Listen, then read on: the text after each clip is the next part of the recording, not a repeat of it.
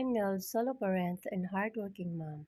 Today's episode is going to be just as unpredictable, as emotional, and as unforgettable as the Queen classic Bohemian Rhapsody itself.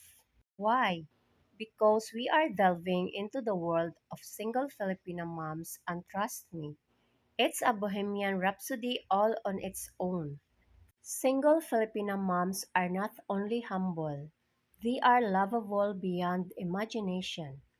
If you think you know them, think again, because just like Freddie Mercury's masterpiece, there are twists, turns, heights, lows, and unforgettable notes that define who these women really are.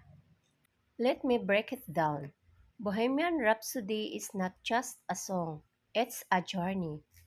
It's an emotional roller coaster, and so is the life of a single Filipina mom. On one side, there's humility, she works hard, sacrifices, and often puts her children before herself. On the other, there's love, ability that radiates kindness, warmth, and natural beauty that comes not from cosmetics, but from character. Think about it. These women are like the piano intro, soft, unassuming, yet pulling you in with irresistible charm. Before you know it, you are hooked into the melody of their story. Humility is not a weakness, it is strength in disguise. Single Filipina moms live with quiet dignity. Many of them have jobs that don't bring them fame or fortune, but they carry themselves with grace. She may be selling food at the market. She may be working as a teacher. She may be balancing online side hustles just to make ends meet. Yet, she does not boast. She does not complain loudly. She just keeps going, day after day. It's that humility that makes her magnetic. Because in a world full of noise and ego, humility is like a rare song you don't hear anymore. She sings it every day with her actions, not just her words. Now let's talk about love ability. What makes a single Filipina mom so lovable? Her laughter is genuine. Her hospitality is unmatched. She will feed you before she feeds herself. She makes you feel like family even if you're just a guest. It's not just about romance or relationships. It's about the natural charisma that draws people in. Just like the guitar solo in Bohemian Rhapsody, her love ability bursts out like electricity. It shakes you, it excites you, and it stays in your memory long after the moment is gone. This is why foreigners fall in love.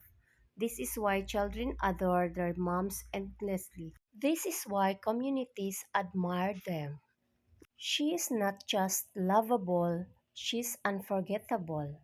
The struggle behind the writing of Bohemian Rhapsody also has its dark, haunting notes. A single Filipina mom's journey isn't easy. She faces judgment from society. She struggles financially. She carries emotional scars from broken relationships. Yet, just like the operatic section of the song, where the chaos builds and builds, she powers through. Scaramouche, Scaramouche, will you do the fandango? That's life asking her. Will you dance even when it rains? Will you smile even when it hurts? And she does, every day. She dances, she smiles, she survives. That resilience makes her story powerful. Let's face it, many men around the world are fascinated by Filipino women, and single moms especially, because they embody Bohemian Rhapsody living. Not traditional in every sense, but deeply rooted in values. Not perfect, but perfectly human. Strong, yet tender. Humble, yet lovable. Min realized that these women are not superficial. They have lived, they have struggled, they've grown. That makes them attractive in a way that's deeper than surface level beauty. It's a love song, rap and reality. So, what do we learn from the Bohemian Rhapsody of single Filipina moms? Life may not follow a straight melody, but it can still be a masterpiece. Humility is powerful. Lovability is unforgettable. Struggles don't define you. They shape you into someone even stronger. When you meet a single Filipina mom, you're not just meeting a person. You are meeting a full story, a song, a rhapsody, just like the timeless lyric. Life for single Filipina moms keeps blowing in different directions. But no matter where the wind takes them, they remain humble, lovable, and unforgettable. That is why I say Bohemian Rhapsody single Filipina moms are humble and lovable. Thank you for tuning in and subscribing to my channel. I have included the link to the Queen's classic Bohemian Rhapsody in the video description for your listening pleasure.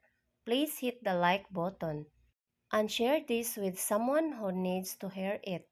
And let's celebrate the rhapsody of life together. We are family. See you next episode.